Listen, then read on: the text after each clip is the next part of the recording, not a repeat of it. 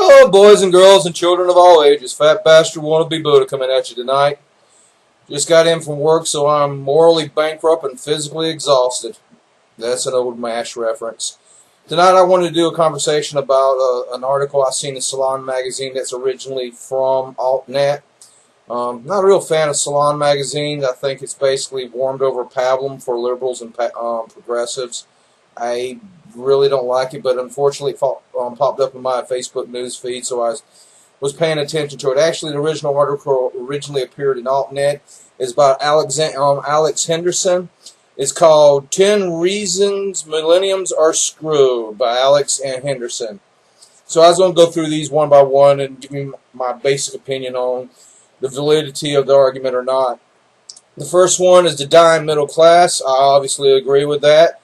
What happened is after around 68 to 72, capitalism ran out of means of producing qualifying jobs, so the fire economy overwhelmed the major productions of productive economy, and we were unable to produce good qualifying middle class jobs as manufacturing was slowly but surely offshored and outsourced, and we hollowed out our nations for a multitude of reasons that I will probably address on other blogs and have addressed on a couple of blogs.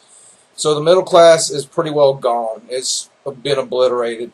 It pretty much served its purpose as a consumer base for the beginning aspects of large-scale global capitalism. Now global capitalism sees the Chinese and the Indian market as the means of continuing its growth and its exploitation. So America will be whittled down to basically a two-tier society of haves and have-nots. I expect, America to look more and more like Brazil did in the 60s. That's the long-term, how I sort of see maybe it playing out.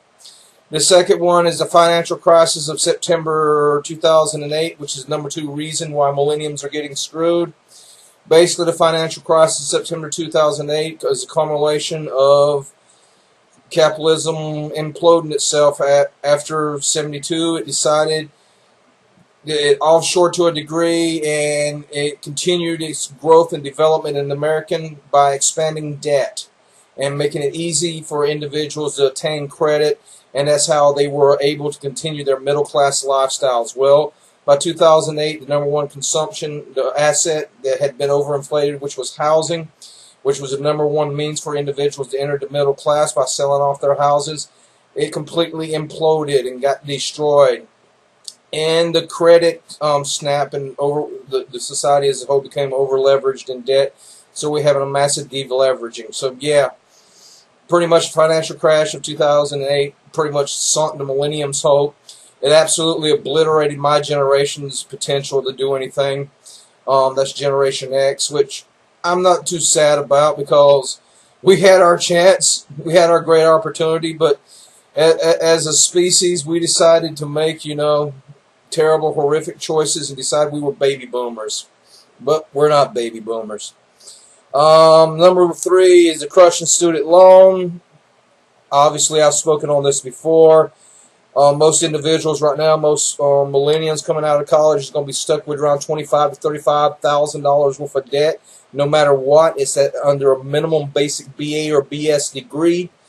So they are not going to be able to do any first-time home purchases, and they're going to be going, missing payments from periodically because there's no good quality jobs left. So they will be working these gap jobs, retail sales jobs, paying minimum wage or $10 an hour, and you can't really make your student debt payments constantly on that. So your potential of constantly digging yourself deeper and deeper in a hole. Trust me on this one. I'm an expert on this. I'm so poor I can't even provide shoes for myself currently. The fourth one is the broken healthcare system. That was basically a continuation of the breakdown in capitalism, the overexpansion of the fire economy in 72, because being as a fire economy, when I say fire economy, I mean finance, insurance, and real estate, pretty much overwhelmed the productive aspect of capitalism, as productive aspects of capitalism ran into the wall and had reached limiting returns that normally happens when you get a fully industrialized society. So the only way for capitalism to make a greater return on investment was go full core into a finance their insurance and real estate, and that's what we did around 72. And the healthcare system is a continuation of that. Is the reason the United States healthcare system is atrocious is because it's an insurance business. If it wasn't an insurance business, if it was the only productive business left is insurance. And that truthfully is one of the main reasons for Obamacare that we don't really talk about, is because you had a lot of baby boomers fixing to enter into the Medicare and Medicaid years, and a lot of the insurance companies were going to lose a large portion of their base, so they had to force a lot of Millenniums and Gen Xers into the pool of insurance. So that's why we have the form of Obamacare. Not that we don't need massive restructuring of the healthcare system, but that's why things like single payers were completely not off the table, because it wasn't.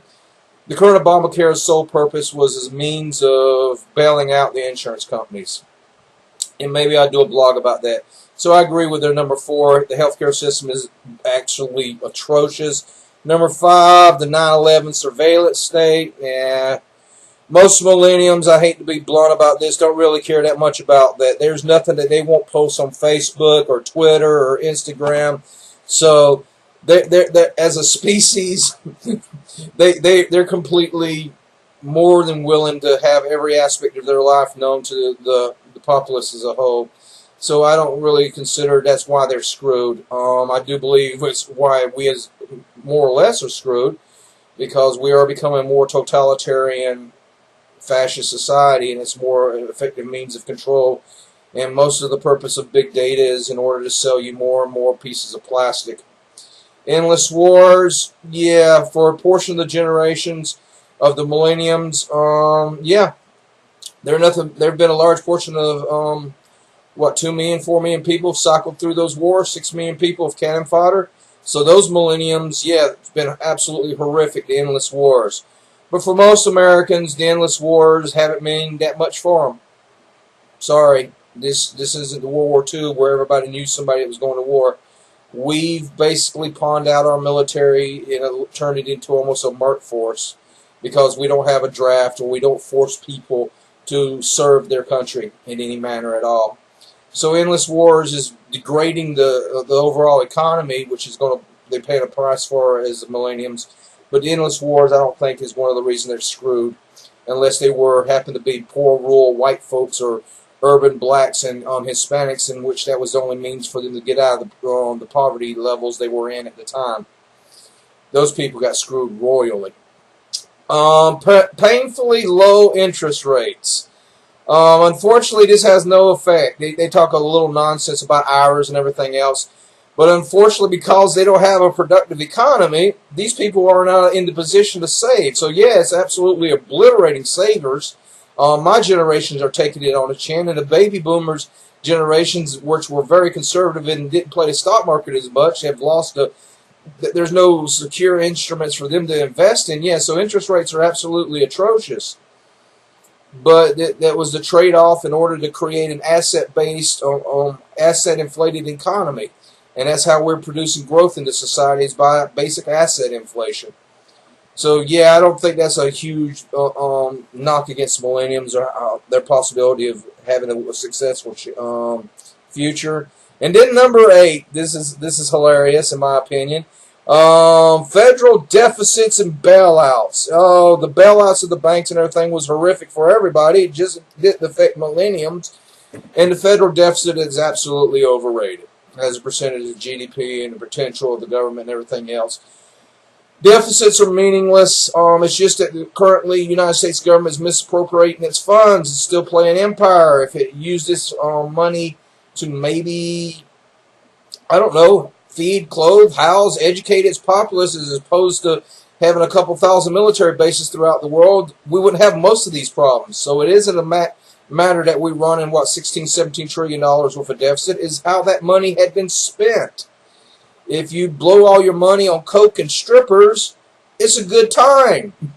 But, it's not very productive. You guarantee you that you have a brand new infrastructure from all the way from your electrical grid to your Wi-Fi for everybody. That could make a massive difference in your society as a whole.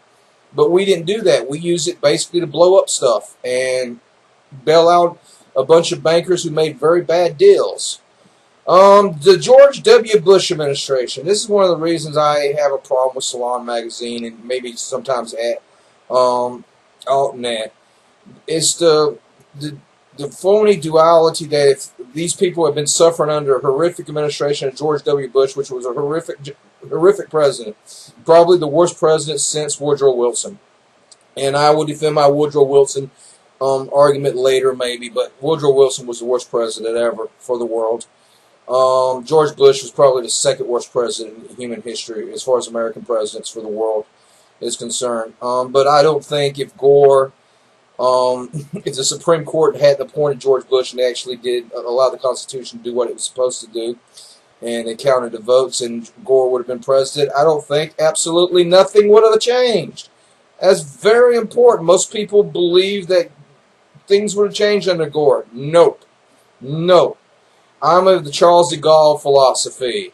Countries pursue their national interests irregardless of their state religion.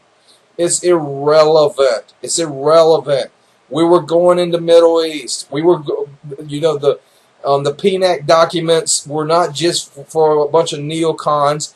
That was the policy that the United States government was going to pursue no matter who got appointed. And Bill Clinton did more to cause the disaster of the 2008 crash with the deregulation of Glass-Steagall, the deregulation of the commodities, the deregulation of all telecommunications, the obliteration of welfare. There's a whole lot of things that a president like Bill Clinton and Obama can do a lot more damage to the social fabric than a right-wing president, and a lot of liberals and progressives should wise up to that fact. But they haven't, and hopefully they learned their lesson with Obama, but I don't think they did.